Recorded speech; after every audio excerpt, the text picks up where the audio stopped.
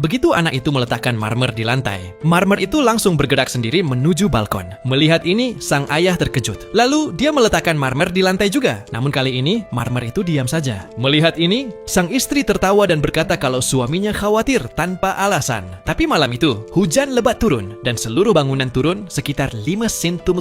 Keesokan paginya, tetangga melihat ada retakan di jendelanya. Seorang pria yang sedang pergi kerja juga melihat jalan yang mulus tiba-tiba retak. Dia langsung menelepon pemilik rumah untuk perbaikan, tapi pemilik rumah tidak menanggapi. Beberapa jam kemudian, bangunan mulai bergoyang. Awalnya, pria itu mengira itu gempa bumi, tapi dalam sekejap, seluruh bangunan tenggelam ke dalam tanah. Ketika sang istri pulang dari pasar dan melihat rumahnya sudah hilang, dia terkejut. Setelah sadar, ketika sang suami membuka pintu kamar anaknya, dia menyadari anaknya hilang. Hal ini membuatnya ketakutan. Saat itu, sebuah mobil berguling ke arahnya, dan rekannya terjebak di dalam mobil. Pria itu segera berusaha menariknya keluar. Lalu, dia mendengar suara tangisan seorang wanita. Dia mengira itu istrinya, jadi dia berlari menuju suara tersebut. Namun, saat dia menggeser lemari, dia menemukan bahwa tetangga wanitanya juga ikut jatuh ke tempat itu. Mereka bertiga kemudian mulai mencari orang lain. Tapi, ketika mereka melihat ke atas, mereka terkejut karena mereka terperangkap ribuan meter di bawah tanah. Melihat tidak ada jalan lain, mereka mulai berteriak minta tolong sekeras mungkin. Tapi, karena mereka terlalu dalam, tidak ada yang bisa mendengar mereka di atas. Orang-orang di atas mulai khawatir.